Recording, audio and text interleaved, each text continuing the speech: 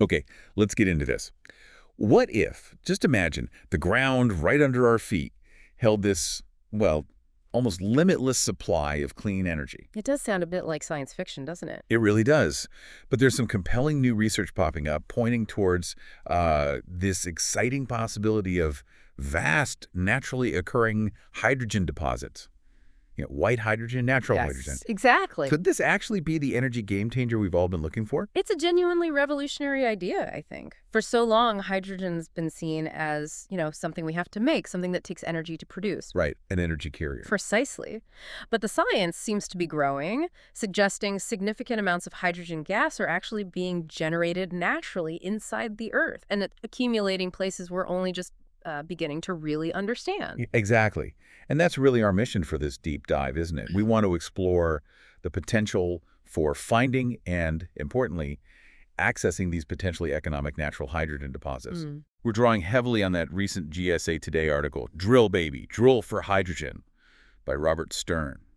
It really lays out the urgency and the massive potential here. Stern's article, yeah, it does a great job of illustrating this fundamental shift in how we might think about energy. How so? Well, like you said, current hydrogen methods, splitting water, reforming natural gas, they consume a lot of energy. Very intensive. Very. The truly transformative thing about natural hydrogen is the prospect of tapping into an energy source that's just there. It completely flips the script on hydrogen's role.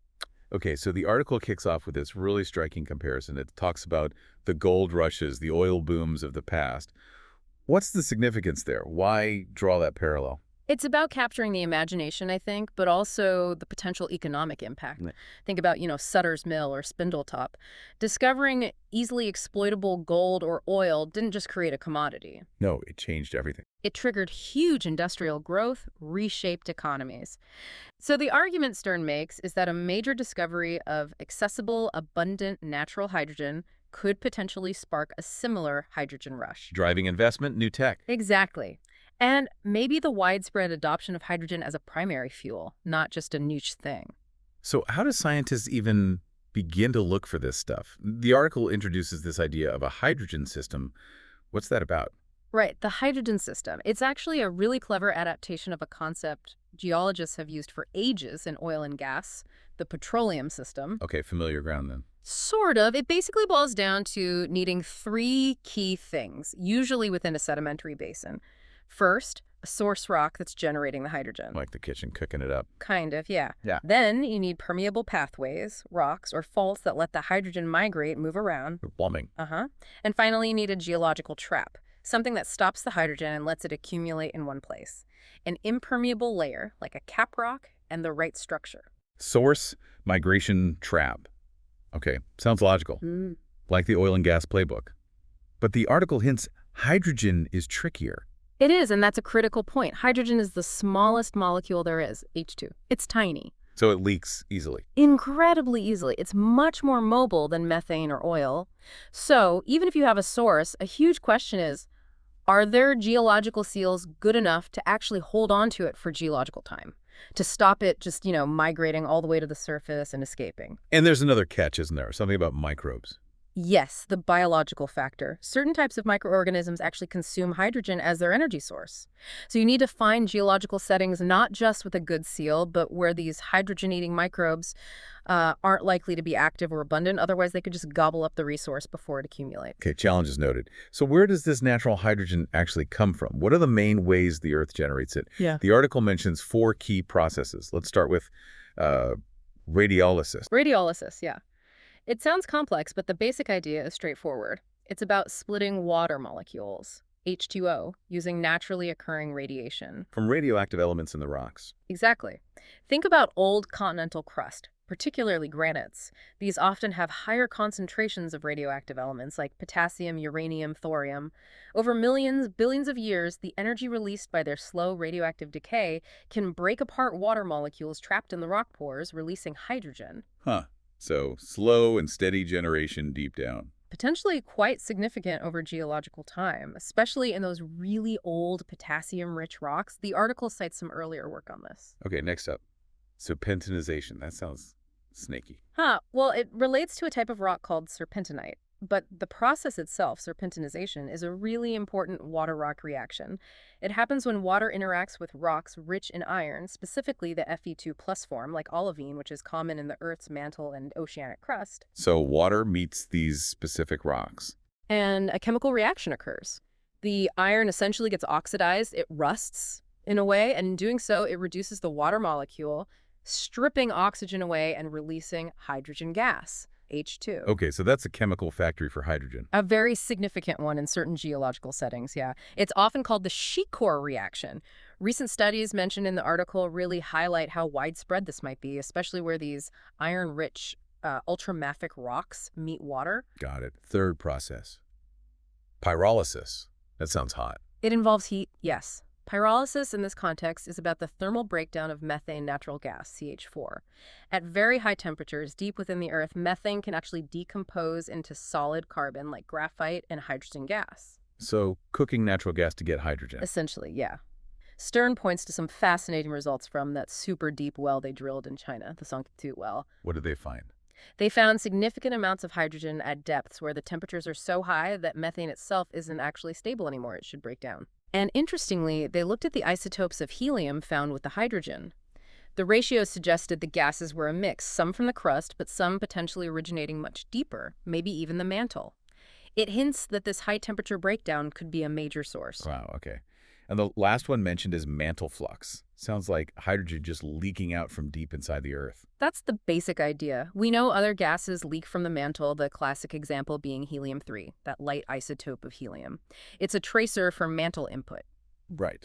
So the thinking is, if helium-3 can escape, why not hydrogen? It's even smaller and more mobile. So potentially, hydrogen could be continuously seeping out from the Earth's mantle through deep faults and fractures, adding to the hydrogen we find higher up in the crust and in sedimentary basins. Okay, so we have these different ways hydrogen can be made. Radiolysis, serpentinization, pyrolysis, mantle flux. Now, why are sedimentary basins singled out as the best places to look for economic deposits? It comes back to that hydrogen system idea we talked about. Sedimentary basins, those big depressions filled with layers of accumulated sediment, both onshore and offshore, they're kind of unique geologically. How so? Because they have the potential to contain all three crucial ingredients in one place. You can have hydrogen being generated beneath them or within the deeper parts of the basin itself through these processes. That's what You have layers of porous rock like sandstone and lots of faults, which can act as the migration pathways. the plumbing. And crucially, you often get layers of impermeable rock, like shale or salt, that can act as seals, trapping the hydrogen underneath them in structural highs or anticlines. The trap. So basins are like the complete package deal, potentially? They're the geological containers where you have the best chance of finding all the elements needed for hydrogen to generate, migrate, and accumulate in potentially large quantities. Now, Stern's article makes a pretty bold suggestion, pointing right at a major city, basically, as a prime target. The Los Angeles Basin. Why LA? What makes it so interesting for hydrogen? The LA Basin is, well, it's geologically fascinating anyway, but it does seem to tick a lot of the boxes for potential natural hydrogen. Like what specifically? Okay, first off, it's incredibly deep for an onshore basin. We're talking up to maybe 30,000 feet, nearly 10 kilometers of sediments piled up. That's a lot. And deep means hot, usually. Generally, yes. Deep burial means higher temperatures, which creates really good conditions for that pyrolysis process, breaking down existing organic matter or hydrocarbons into hydrogen. Okay, so depth and heat are good. What else? Look at the rocks surrounding and underlying the basin. You've got these really ancient crystalline rocks flanking it. Some are quite old, Paleoproterozoic, and they include younger intrusions that can be enriched in those radioactive elements we talked about. Ah, so a potential for radiolysis. Exactly, a potential long-term source of hydrogen from radioactivity interacting with water in those basement rocks. Interesting. What about underneath? The crust beneath the LA basin is actually surprisingly thin, maybe less than 10 kilometers. This suggests that the mantle and potentially olivine-rich oceanic crust material might be relatively shallow beneath the basin. Which means serpentinization. It raises the possibility, yes. If water can get down to interact with those rocks, serpentinization could be another significant hydrogen source feeding into the basin from below. So multiple potential sources feeding this one area. What about getting the hydrogen into the trap? Faults. The LA basin is famously riddled with faults. part of the San Andreas system. While often seen as a hazard, geologically speaking, these faults could be perfect migration pathways. Letting hydrogen from the deeper sources move up into the sediments. Precisely. Moving up into the basin fill where it might encounter seals and traps. And the basin is already famous for oil and gas, right? Yeah. How does that connect? It connects strongly. The LA basin is incredibly rich in hydrocarbons for its size. All that organic matter, combined with the high heat flow, reinforces the idea that pyrolysis could be very active, lots of source material to potentially crack into hydrogen. Okay. And Stern actually points to Figure 2 in his paper, showing a seismic line, the Lars 1 line. It highlights some major structures, and interestingly, some bright reflective zones deep down, labeled A and B. What could those be? Well, seismic bright spots often indicate trapped fluids, usually gas. While often interpreted as methane, some researchers speculate these could potentially be accumulations of, well, maybe hydrogen. Wow. Has anyone actually drilled deep enough to check? People have drilled deep for oil, over 20,000 feet in places, but they weren't specifically looking for or analyzing for hydrogen in the way we might now. It's a different target. So the LA Basin looks compelling, a convergence of factors, but it's not the only place, presumably. Oh, absolutely not. Stern is clear about that. He Right. briefly mentions other big sedimentary basins in the U.S., like the Permian in Texas and New Mexico, the Anadarko in Oklahoma, even the vast passive margins offshore along the East Coast also having potential. Right. The LA Basin is just put forward as a particularly intriguing example where many favorable conditions seem to come together, making it maybe a good place to start looking intensely. Okay, so if the potential is there, in LA or elsewhere, what needs to happen next? What are the crucial steps to figure out if this is real and usable? The article concludes with a pretty clear call to action for the geoscience community. Two main things, really. Which are? First, more geophysics. We need detailed geophysical surveys, seismic imaging, maybe other methods specifically designed to image structures that could trap hydrogen and maybe even directly detect gas accumulations. Better maps of the subsurface looking for hydrogen signatures. Exactly. And second, and this is maybe the most critical, dedicated deep drilling. We need wells drilled specifically to target these potential hydrogen plays, not just as bycatch from oil exploration. And not just drilling, but sampling too. Absolutely essential. Recovering rock cores to understand the source, rocks and seals, and carefully sampling gases at different depths to directly measure hydrogen concentrations and compositions. That's the ground truth you need. So wrapping this up then, the big picture here seems to be, well, potentially a massive shift in how we think about hydrogen energy. I think that's right. The really exciting takeaway is that natural hydrogen might not just be an energy storage medium, something we make. It could be a significant primary energy source, naturally generated and replenished, waiting to be tapped. Shifting from manufacturing energy to exploring for it, almost. In a way, yes. Our understanding of how and where it forms and accumulates is evolving incredibly rapidly. It's moving from a geological curiosity to a serious energy prospect. And it sounds like the geoscientific community really needs to step up here.